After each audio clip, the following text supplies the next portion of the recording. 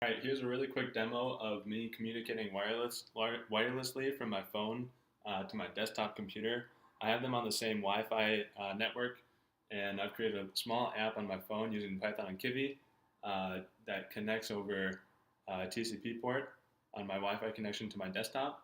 And then I have a little program written on my desktop that is the server. So my phone is the client, my computer is the server. I'll show you the code for both. My code here, I've made it so that I'm sending gyroscope data from my phone and it plots it on the computer. So all I have to do is type in the correct IP address of that's the local IP of my computer, and I just press this button up here, and you can see. Oh shoot! There we go. You can see the plot, and so I'm tilting my phone back and forth, and you can see the plot is updating too. All right. So you can think of tons of really interesting things to do by wirelessly sending data from your phone to your computer. So let's get into the code. Okay, guys, so here's the code for the client. All right, remember the client is the phone. So we're doing some imports here for standard Kivy widgets. Okay, and then I'm importing socket. Socket is how I'll create the connection between my phone and my computer, or the client and the server. And then I'm also using this from PyObjects import auto class. That's specific to iOS, okay? This is so that I have access to my iPhone's accelerometer. All right, and then I'm also importing time so I can wait a little bit before sending each message, and another just text input. Okay, so here's the code for the app. So in my build method, what I'm doing is I'm getting my iPhone's gyroscope ready. So if you don't have an iPhone, it's not a big deal. Just remove this code. You just won't be sending your gyroscope data. Or you can send gyroscope data with the Android modules, but I don't have an Android, so I can't show you guys that. Okay, so I'm setting up my iPhone to send gyroscope data, and then I'm just creating a really simple GUI here that has a grid layout, and inside the grid is a button, okay, and a label, and then that text input. Remember, the text input is where I wrote the IP address of my computer that I showed you in the video just before. And then I'm basically just showing that GUI. Okay, so simple GUI. When I press the button, though, I run this go function, okay? So over here, I've defined the go function. And what it does is, this is redundant here, but it grabs the IP address from the little text field in the GUI. So if you screw that up, it's not going to work. And then I'm assuming that the port that I'm connecting to on my computer is 65436. It's just an arbitrary number. Okay, so my host I typed in, that's the IP address of my computer, and the port on the host that I'm connecting to. Excuse me. Alright, so now I need to use sockets.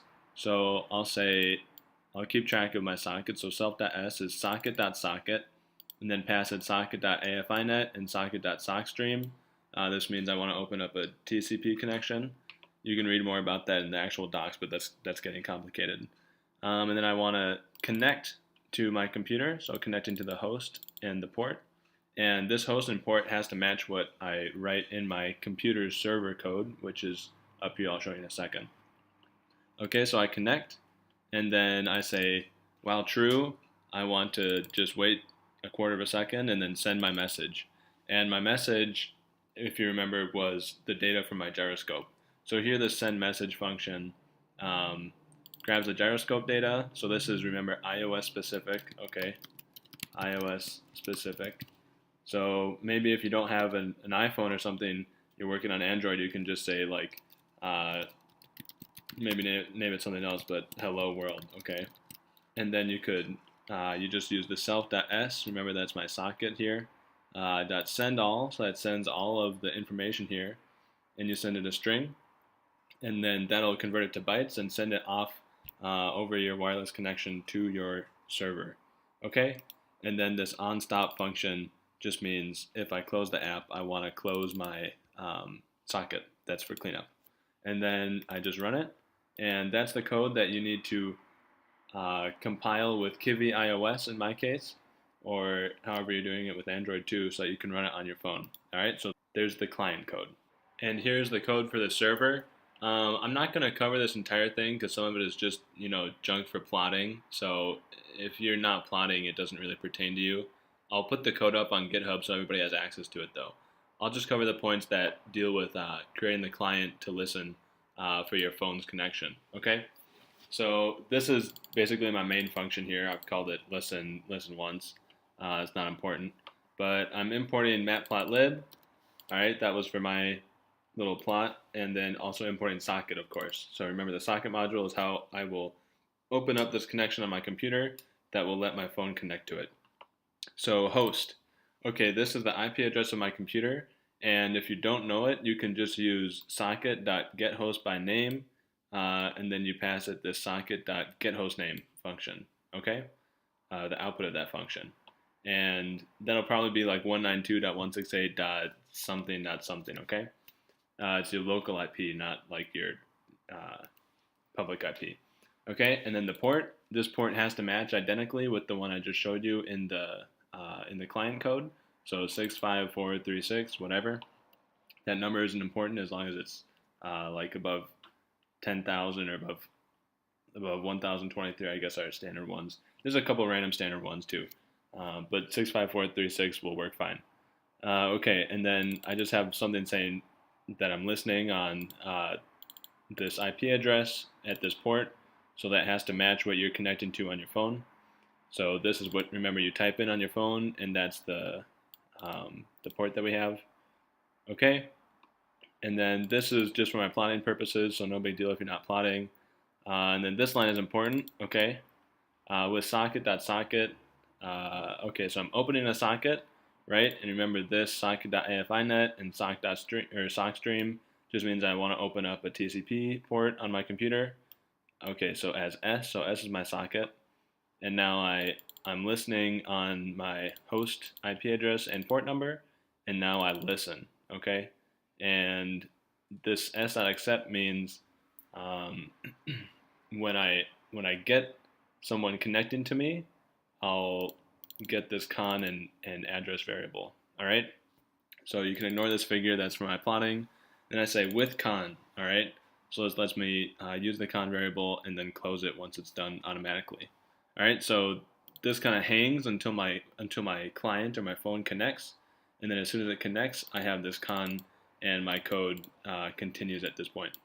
Okay. So I can print. I've been connected by a client, so this is my phone with the IP address, and then that's the address of whatever connected to me on my server or my computer. And then I just say, while true, data is con.receive. All right. So con is the connection between my phone and my computer.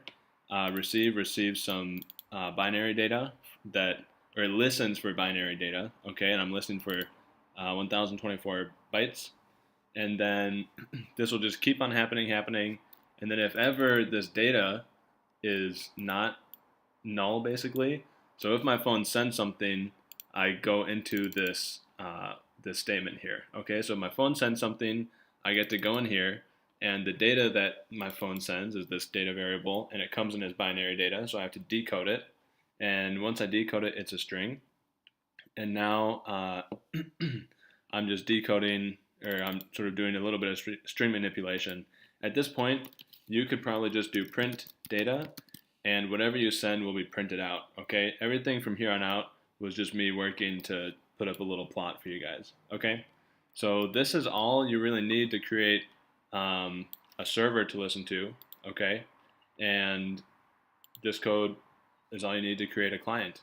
And then you just run this, get this going on your phone, and then you run this server on your computer, and you can send whatever the information you want. Okay, so hope that was exciting and helpful to you guys. Let me know if you like that, if you want to see maybe some actual projects using this, because you can think of so many fun things to do using wireless communication, right? And as long as you have two computers talking, it doesn't have to be like an actual computer. It can be your phone. It could be a Raspberry Pi. You can think of all sorts of fun things to do. Okay, so thanks for watching, everybody, and I'll see you next time.